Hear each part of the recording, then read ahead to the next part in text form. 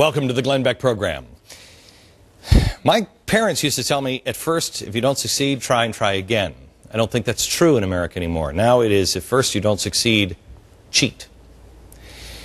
Do you remember when we told you about net neutrality? And we told you that they were going to begin to protect you on the internet. It was called net neutrality. Well, they're going to do it. We told you they would. Most people relaxed. They're going to do it anyway. The FCC announced plans today that they are going to go ahead and regulate the internet. This, by the way, was rejected by Congress. FCC Chairman Julius, how appropriate that his name is Julius Genachowski, says he believes he has the legal authority to do so and has set a vote on December 21st. But don't worry, it's only about fairness and protecting you. It's about neutrality. Nothing to worry about here. It's not like we have a regulatory czar who wants to dictate what you see on the internet, is it?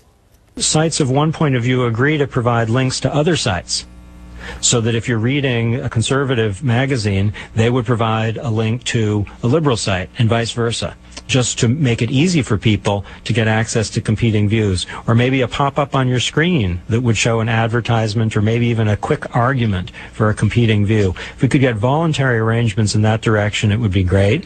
And if we can't get voluntary arrangements, maybe Congress should hold hearings about mandates. Well, they did, and they rejected it, and now we have the FCC just doing it. This is why we have a regulatory czar, who I warned you about. He had his dream job, and he is making his dreams come true. They will be our nightmares. Also, President Obama is losing ground on the Bush tax cuts. Now, if he can't get this done, well, don't worry. He's going to push the idea of a value-added tax. It's got to be great because it has value right in the title.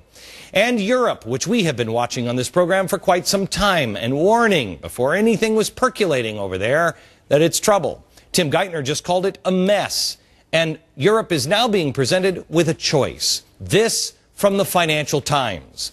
The fact is that we are now very near the point at last when Europe's policymakers will be faced with either setting up a fiscal union or sitting back and watching as our banks implode around us. I thought they said this wasn't going to happen. If you had to pick America today, would you say that freedom is on the march or in retreat? We have seen this over and over and over again, all throughout history. Man becomes free, man becomes complacent, man loses freedom, man becomes a slave. No one in their wildest imaginations could have ever predicted the fall of Rome. But they fell. They would have known it if they would have read history. Tonight, I will show you how we are repeating the exact mistakes of ancient Rome. And we are on the fast track to writing the next chapter in world history titled The Rise and Fall of American Empire and Man's Freedom.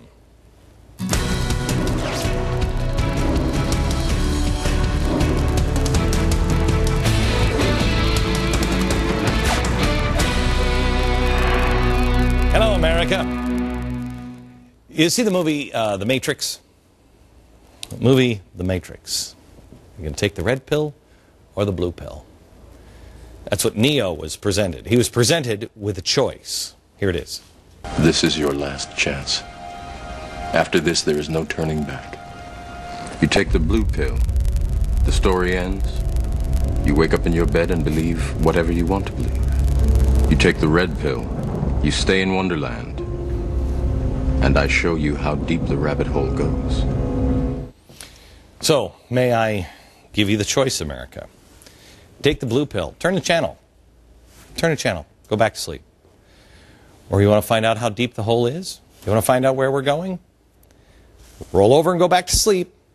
Or open your eyes and see our future by looking into the past. Those who do not know history are doomed to repeat it. And I know it's a cliche, but it's only a cliche because it's true. We don't know our own history. I told you last night, 26% of Americans don't know that 4th of July is to celebrate the breaking away from Great Britain. 26%. Now, if we knew our history, we would take lessons from once legendary civilizations that fell before us, because they all fall in the same way. The Babylonians, the Soviet Union, Germany, France during the French Revolution, hugely important to us today. And Rome. This is a pattern that I highlighted in my book, Broke. In the first 6 pages, we start to go on to Rome, because it's spooky how much we are doing like Rome. Here's the bell curve of history. There's the expansion and the contraction. Regionalization. People start coming together, the ascension into an empire. You start to grow, you mature, you become overextended, and decline and legacy. Happens that time over and over and over again, same way. Well, tonight I want to take a look at the timeline of the rise and fall of Rome. I'm not going to show you much in the rise, but I'm going to compare the decline. We will show you where we are in comparison. But before we start, everybody thinks of the Roman Empire, but I want you to understand there's something really important. Most people never take the time to explain that Rome wasn't always an empire. It was a republic at first. There was freedom. Things went well. That's why they expanded. And then, when freedom started to fall apart, that's when they became an empire. They went from freedom to feeding people to lions for sport. Now, how do you go from a decent people that are expanding to taking people and feeding them to lions? I mean, logically, if we progress, if we are all so progressive, shouldn't it go the other way? You start feeding people to lions and then you don't? Former comptroller of the U.S., David Walker, explains, and he knows because he's seen all of America's books. In fact, he has served both for Republicans and Democrats and was frustrated with both of them, and that's why he left government service. He said, people have to know the truth. He knows how deep the rabbit hole is. He says, quote, "There are striking similarities between America's current situation and that of another great power from the past, Rome. The Roman Republic fell for many reasons, but 3 reasons are worth remembering: declining moral values and political civility at home." How are we doing on that one? An overconfident and overextended military in foreign lands. How are we doing on that one? Boys, you're watching me overseas. You tired yet? And 3, fiscal irresponsibility by the central government. Those were the 3 things that caused the collapse of the Roman Empire. Now, does any of that sound familiar? It should, because that is us. Read the newspaper. The founders knew that it was up to the individual. They knew as a collective man stunk on ice.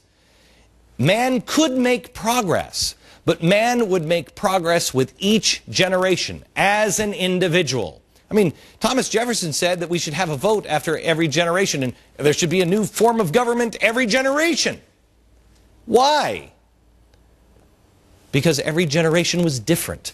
Man doesn't progress past natural man, past brutality as a collective. It is an individual struggle. It's individual salvation and an individual struggle.